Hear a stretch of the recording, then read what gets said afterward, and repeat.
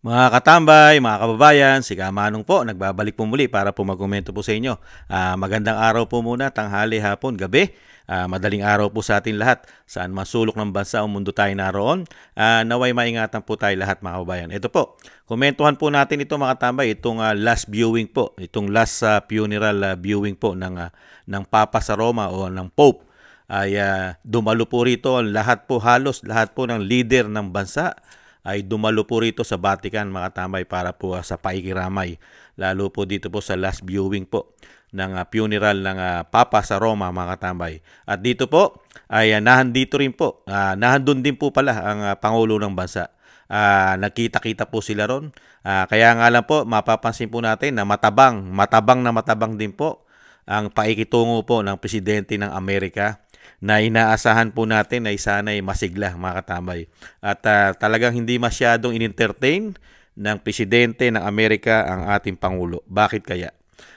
Bagkus yung ibang leader na magkakatabi po sila mapapansin po natin yan mga kabayan. Pati po ang First Lady po ay hindi po halos pinansin ng Pangulo ng Amerika. Bakit kaya? Dahil doon sa issue na kumalat sa Amerika na nagkaroon ng involvement sa pulburon at may namatay pa doon sa Beverly Hills. Kaya hindi na halos pinansin ng Pangulo ng Amerika ang ating First Lady. Ito po, panoorin po natin dito po sa last viewing po ng funeral po ng Pope, mga kabayan. Ito po mga leader ng bansa. At pansinin po natin na nandun po si Pangulong Marcos.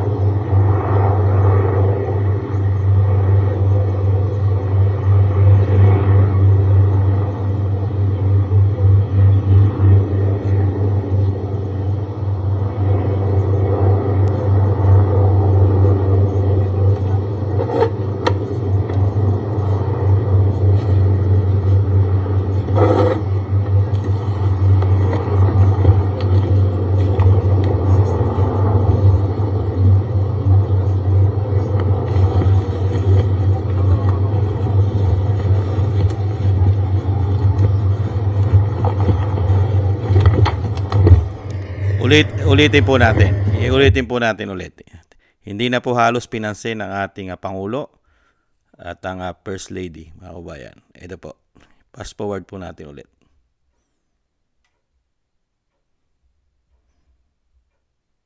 Ito po.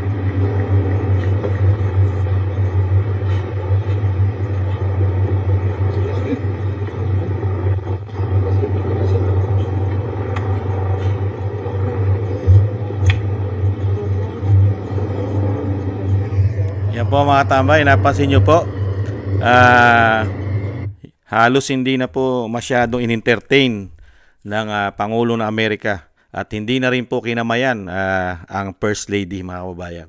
Matabang na matabang po ang tingin po ng bansang Amerika sa ating bansa, sa ating leader, sa Pangulong Marcos. Pero may kumakalat po mga kababayan na hindi raw po nakamayan. Meron po ako nakita sa social media na hindi raw po nakamayan itong Pangulong Marcos ni Donald Trump. Tinanggihan daw po. Kinamayan naman po, nakita naman po natin. Kinamayan po siya, natakpan lang po siya ng ibang leader. Pero inabot naman po ni President Trump yung kamay dahil nga po nag-attempt po talaga maipagkamay ang Pangulo natin, ang Pangulong Marcos. Natakpan lang po. Kaya hindi naman po bastos ang presidente ng Amerika dahil sanay naman po ang mga ganyang leader sa mga shake hands, di ba? At sa iyan po ang respeto po nila. Kaya po sa akin po, sa nakita ko po kasi, talaga kinamayan naman po. Natakpan lang po talaga. Kaya nga lang yung matabang na pagtanggap. Samantalang magkakasama sila ro, magkakadikit. Halos kinuwentuhan ni Donald Trump yung mga leader doon, di ba? Pero yung ating Pangulo parang naitsapwera pagkatapos pong kamayan at konting dialogo ay wala na po. Halos umalis na po, lumayo na po at bumalik na po sa kanyang upuan. At ang First Lady po na nagkaroon din po ng pagkakataon sana na i-attempt niya po, mag-a-attempt po siya na maipagkamay sa Pangulo ng Amerika. Kaya lang po, hindi na po nagkaroon ng pagkakataon dahil nga po hindi naman po siya tinutukan ng Pangulong Marcos, mga kabayan. Hindi siya tinutukan Kumbaga sa talagang medyo iniwasan po ang ating Pangulo. Kumbaga sa parang may something wrong. Dahil alam naman po natin ang Pilipinas ay kaalyado po talaga sa napakatagal na panahon ang ating bansa. Di po ba? Kaalyado po yan ang Amerika po talaga hindi nawawala po ang pagiging kaalyado natin diyan. Kaya lang bakit nagkagano na nung maupo po ang ating Pangulong Marcos ay bakit po nabago po ang pagtanaw po ng Pangulo ng Amerika sa ating bansa. Lalong-lalo po sa leader po. Sa leader po leader po natin ngayon, ang Pangulong Marcos Jr. Samantalang nung panahon po ni dating Pangulong Duterte ay talagang nirerespeto po ang ating Pangulo. Nirerespeto po talagang binibigyan ng oras at pagkakataon kausapin ng lalo po ng Estados Unidos. Kahit nga po hindi nagpunta, kahit hindi po nagpunta ang dating Pangulong Duterte sa Amerika, pero yung mismong Pangulo ng Amerika nagpunta sa atin. Di po ba? Nagpunta po sa atin mismo ang Pangulo po ng Amerika na panahon din po ni Donald Trump po yun, kung hindi po nagkakamali ang yung lingkod, mga kabayan. Pero ngayon po, sa nakita po natin, bagay, nakita naman po natin, may nagpunta naman po na nung panahon po ng Democrat, nagpakita naman po ang Vice President. Ang Vice President po ng Amerika nagpunta po sa atin nung panahon po ng Democrat, yung tinalo po ng bagong presidente ng Amerika na si Donald Trump. I think si Kamala Harris po yata ang pumunta sa atin kung hindi po nagkakamali ang inyong lingkod. At talagang malapit na malapit po ang Pangulong Marcos doon kay Kamala Harris, ang Vice President dati nung nakaraan ng Amerika. Pero ngayon, bakit kaya? Nagtataka rin si Kamanong. Pero hindi na rin ako nagtataka, mga kabayan. Kayo po ba'y nagtataka na bakit matabang at hindi talaga mainit ang pagtanggap o sinasabing pakikipag-usap ng Amerika sa presidente natin, ang presidente ng Amerika, hindi ganun kainit ang pagtanggap at sinasabing yung pakikipagkamay ay talagang hindi ganun talaga, yung sinasabing ngayon lang sila nagkita Di ba? Kasi hindi pa naman po sila nagkikita. Diyan lang po sila nagkita. Diyan sa Pope dahil nga po sa funeral, sa last viewing po itong funeral po ng Papa sa Roma. Di ba? Kaya lang yung pagiging yung pagiging bago, yun sa atin kasi pagka bago kayong magkita, di ba? Talagang may batian pa yan di ba? Medyo how are you? Congratulations Mr. President. Congratulations. Di ba? Medyo marami pa kayong pag-uusapan ng konti. Samantala kasi ikaw bagong halal na pangulo ng bansang Amerika, 'di ba? Parang nahandun na rin yung respeto. Kaya lang, iba kasi ang nakita rin yata ni Mr. President Donald Trump sa ating pangulo. Bakit po? Dahil nakita po yata ng pangulo ng Amerika ang ating bansa, lalong-lalo ang ating Pangulong Marcos, ay lalong-lalo rin po, unahin po natin yung issue po ng kanyang asawa na pumutok po sa Amerika, na detain po, na hold po ng napakatagal. Ayon po yan sa mga kababayan natin sa Los Angeles, California, sa Beverly Hills, sa Long Beach, na sinasabi po ay mahigit po yan, kulang-kulang 1 buwan po yata daw, o mahigit 1 buwan na na-detain ang First Lady po dahil po sa pagkakasangkot daw po di umano sa isang bilyonaryo na namatay kasama po ng kanyang delegasyon. Ito po ay na-involve daw po at sabi po ng mga kababayan natin na mga taga-Amerika, lalong-lalo sa Los Angeles, California, sa Beverly Hills, ay ang ikinamatay daw po, ayon po sa kanila, ay overdose daw po. Overdose sa pulburon. Ganon po katindi. At meron din po umuugong dyan sa Amerika, sa mga kababayan natin, na nag-positive daw po dyan. Ayon po sa kanila, positive din daw po yung namatay sa pulburon. At positive din daw po ang First Lady. Yan po ang kumakalat. Lalong-lalo na yung mga kababayan natin sa Amerika. Putok na putok po yan sa social media. Lalong-lalo yung mga taga-Amerika natin kalaban na nag-positive daw po, di umano, ang First Lady sa droga o sa pulburon. Alam naman po natin, ang bansang Amerika ngayon ay galit na galit po sa pulburon. Di ba? Tinutugis po nila ngayon ang mga pulburon o mga drug lord at mga tumatangkilik po na sa illegal na pulburon ay talagang tinutugis po nila. Pati po mga kriminal. Galit po ngayon ang bansang Amerika sa pangunguna po ng kanilang presidente si Donald Trump sa mga kriminal, sa mga drug lord, mga kabayan. Kaya po hindi po magugustuhan ng bansang Amerika, lalo ng presidente ng Amerika ngayon, si Donald Trump, na makikita niya kung totoo ang sinasabi ng ating mga kababayan na ang ating First Lady ay na-involved at nag-positive pa raw di umano sa droga o sa pulburon. Never pansinin ng isang presidente ng bansa na galit siya riyan.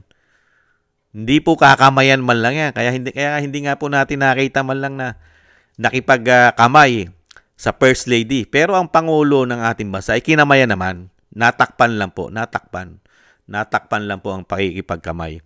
Pero yung sinasabi nga natin mga kababayan, yung nadismaya. Yung kahit naman po tayong mga Pilipino ay nadismaya sa ginawa ng ating Pangulo. Lalo na po yung ating Pangulo na dating Pangulong Duterte, hinangaan po sa buong mundo. Hinangaan po siya at hinangaan din po siya ni Donald Trump, ang dating Pangulong Duterte. Kaya nga po ngayon, ginagawa niya po sa bansang Amerika, kung hindi po ako nagkakamali. Ganon din po ang pinatutupad niya. Talagang tinutugis niya po ang mga drug lord.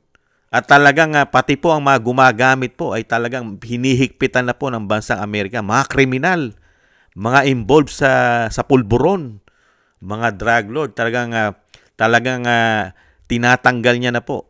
Pinalalayas niya na sa bansang Amerika. Lalo na po yung mga drug lord at involved dito at mga kriminal. Di ba? Pati nga po yung mga walang papel na nakapasok sa Amerika, mga walang dokumentong hawak, di po ba kasama na rin po sa pinauuwi po sa mga bansa-bansa at kasama po ang ating bansa doon. Di po ba? Ganyan po. Kaya po dito po, yung nakikita po natin, halos parehas po ang ginagawang panunungkulan ni Donald Trump at ni dating Pangulong Duterte. Iisa po ang pagdating po sa pagsugpo ng mga illegals, ng mga masasamang gawain, ay parehas po sila. Nagkakaroon po sila ng similarity, lalo po sa pagtingin sa masasamang gawain. Di po ba? Kaya po talagang sinasabi pong yung pagiging closeness o sinasabing simpatsya hindi po makukuha ng Pangulong Marcos yan sa isang presidente Donald Trump dahil minsan niya pong hinangaan yan nung mga panahon na Pangulo ang ating dating Pangulong Duterte. Hinangaan po yan ng presidente ng Amerika na si Donald Trump, ang ating Pangulo. At nakita po kasi ni Donald Trump ang pagiging may political will at may pagmamahal sa bayan at may pagmamahal sa Pilipino ang dating Pangulong Duterte. Kaya lang, nakita rin po natin, mga katambay, ang nangyari po. At alam na po din, at meron na rin pong alam ang presidente ng Amerika na yung kumakalat pong video at kumakalat na issue na gumagamit po ng pulburon ang Pangulo natin. Kalat na kalat po yan. Kaya nga po halos walang nakikipag-usap na leader. Nakita nyo po yung nakapaligid halos leader sa ating Pangulo. Ay hindi po siya kinakausap masyado, hindi siya in-entertain. Parang nahandun lang po siya sa isang tabiro na nakaupo. Pero sila yung mga world leader ay nagkukwentuhan po, nag-uusap. Pero ang ating Pangulo ay naupo na lang po siya sa isang upuan doon, yung kanyang upuan. Dahil nga wala po halos nag-i-entertain sa kanya kasama po ang First Lady. Kaya po para pong parang asiwa. Parang asiwa nga nakita niyo po yung itsura, parang naasiwa ang Pangulong Marcos at ang First Lady dahil hindi po sila masyadong pinapansin doon po sa viewing o itong last funeral viewing po ng Papa sa Roma. Kaya po bilang Pilipino, naranasan naman po natin kung paano po irespeto ang ating dating Pangulong Duterte sa buong mundo. Kahit saan po pumunta ang dating Pangulong Duterte, kahit po sa Amerika lang po siya hindi halos nakarating mga katambay Pero yung sinasabi ko yung Amerika mismo, Pangulo ng Amerika ay nakarating po sa atin. Di po ba? Dahil nagkaroon po ng summit. Parang mga ganun po ang pagkakatanda ng inyong lingkod. Pero, tumuntong sa bansa natin. Pero ang ating Pangulo, never po siya. Ang dating Pangulong Duterte, never po tumuntong sa bansang Amerika nung panahon niya. Siya ang pinuntahan dahil, ganun po ang respeto ng buong mundo nung panahon ni dating Pangulong Duterte. Kaya nga po, nakita po natin, mga kabayan, hindi naman po talaga tangat bobo ang Pangulo ng Amerika. Marami pong mga asset yan, may mga intelligent po yan. May mga CIA yan. Ang mga CIA ay nagre-report po sa presidente ng Amerika, mga CIA. At napakarami pong CIA ang Amerika dyan sa ating bansa, kung hindi po ako nagkakamali. At alam po nila ang nangyayari po sa ating bansa, lalo-lalo po sa issue ng droga at syempre po sa issue ng politika. Grabe po ang ginawa po nilang demolition job sa dating Pangulong Duterte na hinahangaan sa buong mundo. At syempre po, hinahangaan ng majority ng Pilipino. Bakit ko nasabi? Kung hindi po hinahangaan ang dating Pangulong Duterte, babagsak po ba ang approval at trust rating ng magpisan kasama po ang speaker at ang Senate President? Sige nga, kung tama ang ginawa ng Pangulong Marcos na ipolitika mo, demolition job mo ang isang dating Pangulong Duterte, sa tingin mo, babagsak ang kanilang approval at trust rating sa Pilipino? Di po ba? Mas tataas pa yan dahil maganda at nagustuhan ng Pilipino ang ginawa nila. Kaya lang hindi, sad-sad. Yung kanyang mahigit 50%, ang nakuha na lang niya ngayon, survey pa nila, ay 25%. Mahigit kalahati ang binagsak niya. At lalong-lalo po ang speaker. 14% na lang po ang approval at trust rating. Ang tiwala ng Pilipino. Sing mo? Kaya nga po, mismong Pilipino na nagsasaysay at mismong survey pa nila ang nagpatunay na bumagsak ang tiwala ng Pilipino sa administrasyon po, sa pangunguna po ng Pangulo ng bansa. Di po ba? Ang tinatawag po na gumagamit daw po ng pulburon. Di po ba? Kaya po, ang nagpapabango na lang po sa Pangulong Marcos ngayon ay mainstream media, mga makakaliwa. Di ba?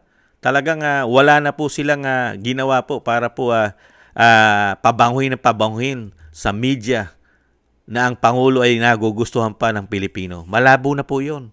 Hindi na po mangyayari yun.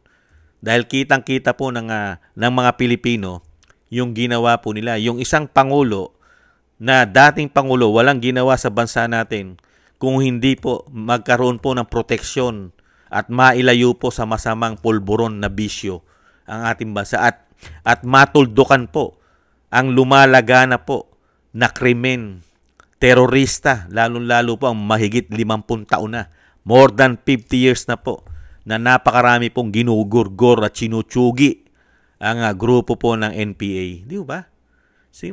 Yung mismo na nagbigay ng magandang impact, pagbabago, ang laki ng porsyento na nabago sa ating bansa, lalong-lalo sa mga gumagamit, nagbalik loob. Di po ba? Mahigit milyon ang nagpa-rehab. Kaya nga, ginahul pa tayo. Ginahul pa ang ating bansa magpagawa ng napakaraming rehabilitation center sa buong bansa. Di ba? Kahit po sa aming barangay, kahit sa aming syudad, sa aming city, ang mayor napilitang magpagawa ng rehabilitation center dahil napakarami po sa aming lugar na addictus. Ako mismo magpapatunay. Napakarami po na addictus sa aming barangay at sa aming bayan. Kaya nga po yung mayor namin, gumawa po ng mga rehabilitation center para yung mga kababayan ko magbalik loob at magparehab. Tingnan nyo po yung kagandahang ginawa. Yung mga addictus nagbago. Pero ngayon, nagbabago po ba ngayon? Di po ba lumalala? Bumabalik na naman po sila at dumadami, tumataas na naman ang krimen. Sige nga, paano magugustuhan ni Donald Trump yan? Sige nga, hindi niya magugustuhan yan. At tayo po ay naging kahiya-hiya sa buong mundo. Mismo matabang na ang tingin sa atin ng Amerika ngayon. Dahil nga sa ginawa po. Grabe, mga kabayan. At ang totoo pa niyan, bumabagsak ang ating bansa, bumabagsak ang ating ekonomiya. Walang pumapasok na mga investor na malalaki sa ating bansa. Di po ba? Pinatunayan na po yan kahit ng senador. Marami senador, katulad po ni Senador J.B. Ejercito. Sinabi po niya yan na walang pumapasok sa ating malalaking investor. Pumupunta pa po sa ibang bansa. Iniiwasan po ang ating bansa dahil nga po sa ginawa po at ginagawang pagpapatakbo ng gobyerno natin na puro pamumulitika. Puro issue ng korupsyon. At napakamamahal na mga expenses natin, mga gastusin, lalo ang kuryente. Paano ka papasukin ng mga investor? Isang damukal ang napakamahal at talagang sa Asia yata tayo ang napakamahal na, isa tayo sa pinakamahal na kuryente. Sige nga. Kaya nga pati nga po yung mga bansa na mahina na tinatalo natin, tayo po talon-talo na ngayon. Di ba? Pati po yung bansa na nagkaroon po ng digmaan din na katulad natin, di po ba? Yung ano po ba yung bansa na yon, mga tambay? Yung tinatalo na rin tayo ngayon, di ba? Vietnam.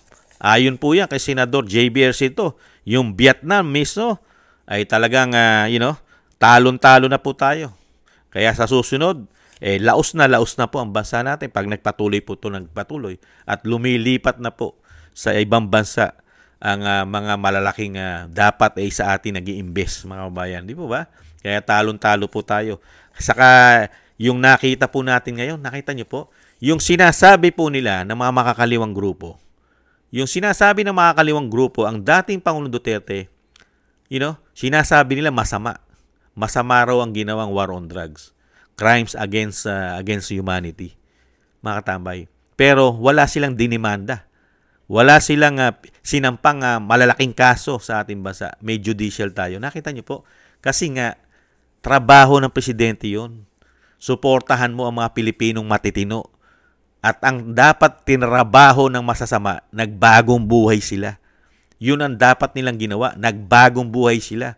Nagpagawa na nga ng isang damukal na rehabilitation ng bansa. Hindi pa sila nagbagong buhay. Ginawa pa nilang hanap buhay. Kasama po ang narco-politics. Nagpagamit po sila sa narco-politics. At syempre po, adik. Naging adik. Ayaw na nilang matanggal sa katawan nila ang pagiging addict, mga kababayan.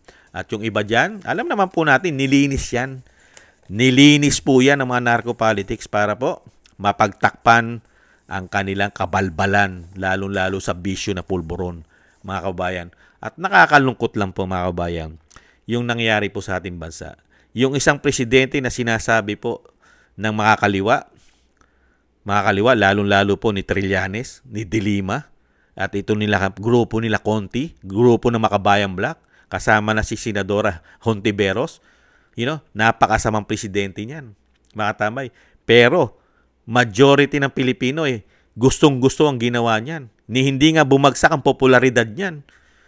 Di po ba? Sila lang po ang hindi nakakagusto dahil sila po yata'y tumatangkilik sa masama di umano.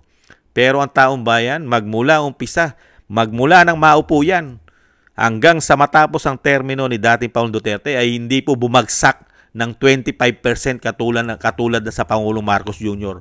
Never bumagsak ang trust rating yan, mga kabayan. Lagi pong nasa 70 plus yan, 60 plus.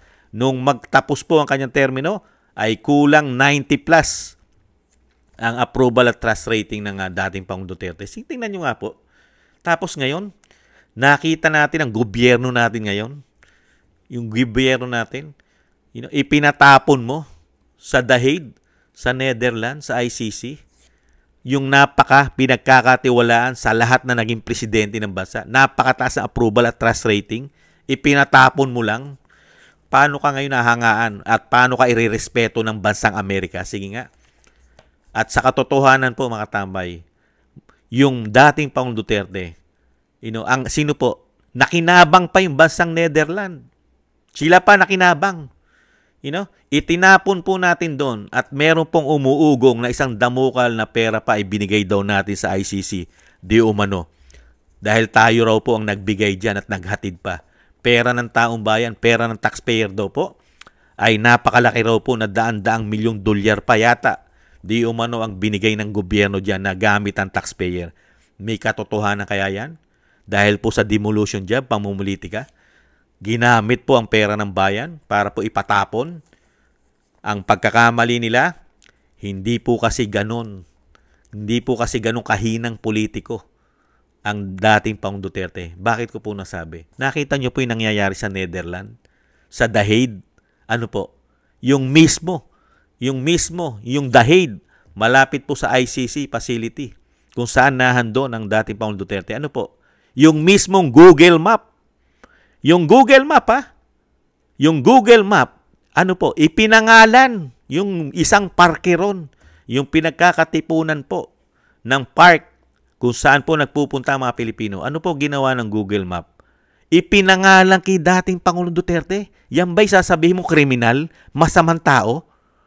Ipinangalan pa ng Google. Google, napakalaking kumpanya yan. At yan ay may pa-approval po yan.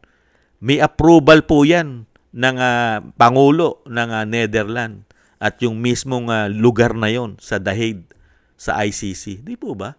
Nakita niyo po? Nirespeto pa nila ang pangalang Duterte dahil nilagay pa nila sa Google Map, Duterte Park. Kaya po pagka ikaw pupunta ron sa The Hague at gusto mong puntahan ang dating Pangulong Duterte doon sa ICC, doon sa facility nila, doon sa kulungan nila, i-type mo lang sa GPS mo, Google Map, at lalabas na Duterte doon sa Duterte Park. Ganun katindi. At hinangaan pa, mga tambay. Nung malaman po ng Netherlands, lalo ng The Hague, yung nalaman po ang paboritong iniinom na soft drinks ng dating Pangulong Duterte ay yung Coke Zero. Yung Coke Zero, dahil wala raw pong sugar masyado, tinangkilik ng The Hague, ng Netherlands, at nilagyan pa ng mga larawan at naging endorsement pa ng Coke Zero ang dating Pangulong Duterte doon sa The Hague, sa Netherlands. Ganun po kapopular. Hinahangaan sa buong mundo. Pero sa ating bansa, ipinatapon mo yung pinakamagaling na naging Pangulo sa ating bansa. Hindi lang po siya magaling sa mata ng mga kriminal, sa mata ng mga makakaliwa. Hindi po kailanman gagaling pagka ang kinausap po natin o kinausap ng media ay ang grupo ng CPP, NPA, NDF, Makabayang Black, si Trillanes, si Dilima, si Hontiveros. Hindi po gagaling ang Pangulong Duterte dyan. Wala po silang sasabing mali dyan o wala silang sasabing tamang ginawa niyan. Dahil nga po yan, iba po ang utak niyan. Isama mo pa si Haydaria na yan, si Conti, at lahat, pati po ang PCO, Yusek, isama po natin. Never! Never po. Kasi pinangalanan na po yan eh. Pinangalanan na po ang karamihan dyan ni Ka Eric na yan po ay kasama niya dati nung siya po ay nasa grupo po ng CPP and PNDF. Yan po ang agenda nila, pagpapabagsak doon po sa tao. Idinugtong lang po natin kasi yan po yung kaganapan nangyayari sa ating bansa, di ba? At ang tanong ko rin po, ano po ang nagawa kabutihan? Meron na po ba nagawang kabutihan sa atin dyan, sa ating bansa? Naging senador si De Lima, naging senador si Trillanes, pati po si Senadora Hontiveros. Ano po ang nagawang legacy sa ating bansa niyan? Pati po ang CPP and PNDF. Ano po ang nagawa sa ating bansa niyan? Yan, sila Conti. Lahat po ng grupo na yan. Ano po nagawa sa ating bansa? Naniningil po ng revolutionary tax yan sa mga nasasakop nila na matagal na, more than 50 years. Ano po ang naitulong sa ating bansa niyan? Nakapagpagawa po ba man lang yan kahit isang ospital? Dahil naniningil po ng revolutionary tax yan mga yan. At karamihan po ngayon ay nakapasok na po sa pamahalaan. Dahil hayag na hayag po yan. Lalong-lalo po ang grupo ng mga makabayang black. Buong bansa po yan. Malalaki po ang pondo niyan. Yung mga makabayang black, malalaki po ang pondo niyan. Yung mga congressman na yan na party list, grabe po ang pondo niyan dahil buong bansa po hinahawakan yan. Hindi po distrito ang hinahawakan yan. Nabanggit ko lang po mga tambay. Kasi ano po ang ginawa po nila? Lalong-lalo po sa pera natin. Sige nga, ikumpara mo sa dating Pangulong Duterte. Ano ang nagawang legacy? Ano po ang legacy nitong mga ito? Itong tumutuligsa kay dating Pangulong Duterte. Ano po ang legacy nila? Ni Trillanes, Hontiveros. Sige nga, ano po legacy ni De Lima? Ano legacy? Nung masangkot sa droga at pati po mga bodyguard driver ay nagiging kalaguyo pa daw niya. Legacy? Sige nga. Di ba? Tayo gising na, si Kamanong gising. Ewan ko yung kayo. Kung sino paniniwalaan nyo. Yung nakita natin na 6 na taon na nagtrabaho, o itong mga dumadaldal na wala pang ipinagmamalaki sa ating bayan at wala pang nagagawa na mabuti para sa ating bansa. Para ang nagagawa lang nila ay manira ng manira at magpabagsak ng magpabagsak doon sa leader na gustong tumino ang ating bansa at wakasan na ang napakatagal na panahon na na perwisyo sa ating bayan ang grupo ng CPP and PNDF. Sige nga. Kaya nga yan yung sinasabi natin. Kaya nga mismo rito sa funeral viewing, nakita natin yung pagiging malamig ng Pangulong ng Amerika. Dahil nga po rito sa nabanggit natin, napag-usapan natin yung istorya at yung hindi magandang ginawa ng panunungkulan ngayon na nakaupo, na ipolitika mo, ipatapon mo, at natuklasan pa kung may katotohanan man ang pumuputok na issue, lalong-lalo na po yung First Lady na nasangkot daw po at positive pa ayon sa ating mga kababayan, ay never pong magugustuhan ng Pangulo ng bansa yan. At mismo, alam na rin po, dahil may CIA yan, alam na rin po yung issue na gumagamit ng pulburo ng Pangulo at hindi po niya tinutuldukan at never siya nagpapadrug test, lalong-lalo po sa hair follicle drug test. Takot po siya. Alam po ng Pangulo ng Amerika yan. Kaya hindi na po tayo magtataka na talagang hindi po ganong kainit ang magiging pagtanggap nila o lalong-lalo na po ang Pangulo ng Amerika. Never pong iinit ang pagtanggap ng Donald Trump sa ating Pangulo, mga kababayan. Dahil alam naman po natin, ang ating Pangulo ay gusto pa nga niya magyere, di ba? Gusto pa tayong dalhin sa giyera niyan. Pati yung ating ipatipos yung ating General Bronner ng AFP. Talagang napakatatapang nila, mga kabayan. Pero yung sinasabi ko nga mga tambay bago tayo magtapos, ang tangi lang po magagawa natin dahil po sila po ay nasa kapangyarihan. Kontrolado po nila ang bansa magmula po yata sa kasundaluhan at kapulisan at lalong-lalo na po ang gobyerno ngayon. Kasama po yata ang majority ng 19 Congress. Mga tambay, wala pong naimbestigahan malang ni isang korupsyon ng ating ating pamahalaan ngayon sa pangunguna ng binagoong ang Pilipinas? Never. Ngayon po, ang tangi lang po magagawa natin para po mabago ang sistema na ito at magkaroon po ng fair justice sa lahat at fair na investigasyon sa lahat ng issue ng korupsyon at pamumulitika at sobrang paglabag sa batas na ginagawa nila. Ang tangi lang po natin magagawa at ito po'y hiling din po. Hiling na hiling po ito ni dating Pangulong Duterte at kahiling-hilingan din po ng Vice President na tayo po ay mag-black voting. Kailangan po nating black voting. Straight po, PDP laban mga kabayan. Yan po ang kailangan natin. Para po kahit papaano po ay mahirapan po sila tayong dayain. Black voting. Ano po ba yung black voting? Magmula po sa baba. Kailangan po PDP laban po ang kailangan natin para po yung tinatawag na black voting. Magmula po sa mayor, kung kasama man ang kapitan, magmula sa kapitan hanggang sa senador, lahat po ng PDP laban, straight po yun. Lalong-lalo po sa Kongreso na pinamumunuan po ng isang tambaluslos na tinatawag ng Vice President na napakatakaw daw po sa pera. Napakatakaw daw po sa pera ng Pilipino ayon sa Vice President. Ang nagahari daw po na tambaluslos sa Kamara. At sa Senado, kailangan mabago po yan. Kaya nga po yung sinasabi po natin at ng dating Pangulong Duterte at Vice President, black voting. Magmula po sa baba hanggang sa Senado, black voting po. Lalo-lalo po sa mga congressman. Sa congressman, mga kabayan.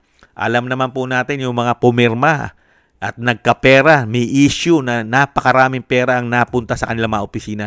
Pumirma lang sila. Mahigit daan-daang milyon daw po ang issue ng pera dyan. Ma-impeach lang nila sa Kamara ang isang Vice President. Kilala po ninyo yan sa inyong mga distrito. At kami rin po, kilala rin po namin sa aming distrito yung congressman na pumirma. Kaya hindi po siya makakuha ng boto sa amin. Di po ba? Dapat ganun din po kayo. Basta po tayo black voting magmula sa baba. Lahat po ng PDP laban, yun po ang kinakailangan po. Black voting. Para po mahirapan po kahit papaano na mandaya sila dahil solido ang gagawin po mga kababayan. Yan po mga kababayan. Yan po ang dapat po natin gawin para po sa sinasabi po natin na pagbabago po, lalong-lalo po sa Kongreso at Senado na magkaroon po ng fair justice at fair investigation. Fair, parehas na investigasyon, lalong-lalo po sa isang damukal na korupsyon issue ng kaperahan natin, pati ginto natin, hindi po na-imbestigahan. Maharlika Investment Fund, PhilHealth, walang investigasyon sila dyan, ang Senado at Kamara. Diba? GSIS, SSS, at syempre po, ito pong PDIC, at napakarami pang iba. At kasama rin po syempre dyan ng pinagmalaki nila na 5,500 flood control, mga kabayan. Kaya po mga kabayan, pasensya na po. Napahaba po ang ating komento dahil nga po hindi ko lang din po matiis dahil yung ugat po ng nangyayari po dito sa ating bansa ay talagang nangyari na po at talagang mangyayari na hindi po pansinin ng Amerika ang ating Pangulo dahil sa mga isang damukal na makapalpakan di umano at korupsyon at pamumulitika di umano ang ginawa ng Pangulong Marcos ng 3 taon sa ating bansa. Mga kababayan, bago po tayo magtapos, babati lang po si Kamanong. Siyempre po, magsha-shoutout po. Shoutout ko lang po. Yung iba po, mga tambay, napakarami po kasi sa susunod na vlog na po natin, shoutout yung iba. I-shoutout po natin yung mga nagbibigay po muna ng mga biyaya at nagbibigay po ng blessing sa inyong lingkod. Thank you po sa mga blessing at biyaya na inyo pong pinagkakalob sa inyong lingkod. Thank you po. Kingston 123 ng Hong Kong, si Eric Hershio ng Canada, Jake Yahut 4531, Solid Maisug ng California, USA, si Gina Ray, Solid DDS ng Berlin, Germany, Julieta Celona ng Sydney, Australia, Baby Roman, Ate Isa ng Cagayan, si Jem Aris ng United Arab Emirates, si Jovelyn Watanabe ng Japan, at si Pilam Maraming salamat po sa inyo sa mga biyaya po na pinagkakalob nyo. At yung sa susunod na vlog po natin, mag-shoutout po tayo ng marami mga kababayan. At thank you po at shoutout po sa ating mga kababayan, sa ating bansa, sa kasulok-sulukan ng bansa mga kababayan. Black voting po tayo. At syempre po sa kasulok-sulukan ng mundo na may Pilipino, may OFW, black voting po tayo mga kabayan. Black voting PDP. At maraming salamat po sa mga gusto po ng Tambayan mga kabayan sa YouTube at TikTok. At ganun din po sa mga nagko-comment, like, share, and subscribe.